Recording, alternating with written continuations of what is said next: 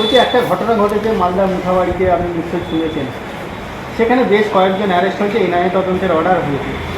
মূলত বিষয় যেটা, যারা অশান্তি করলো, কি মনে হয় যে এখানে বাইরে থেকে কেউ এসে অশান্তি করলো নাকি স্থানীয়ভাবে অশান্তিটা সৃষ্টি করা হয়েছিল?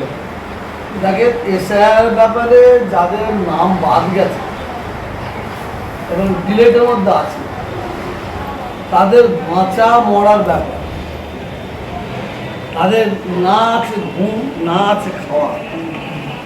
আজকে তারা চারিদিকে প্রতিবাদে লিখছে। প্রতিবাদটা অন্যায় নেই, প্রতিবাদটা নাই, সেটা জন্য শান্তির সঙ্গে প্রতিবাদ। পশ্চিমবাংলার মুখ্যমন্ত্রী তিনি তো নিজে এসআইআর এর বিরুদ্ধে।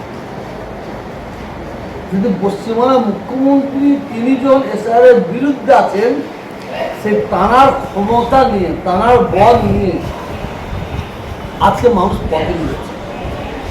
আজকে মুথাবাড়িতে যারা অ্যারেস্ট হয়েছে, আমি যতটা দেখছি রং থেকে অ্যারেস্ট করা হচ্ছে,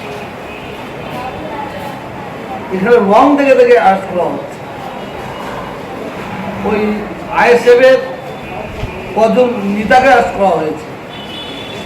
আমি আইএসএফ, তৃণমূল, সিপিএম বুঝিনি।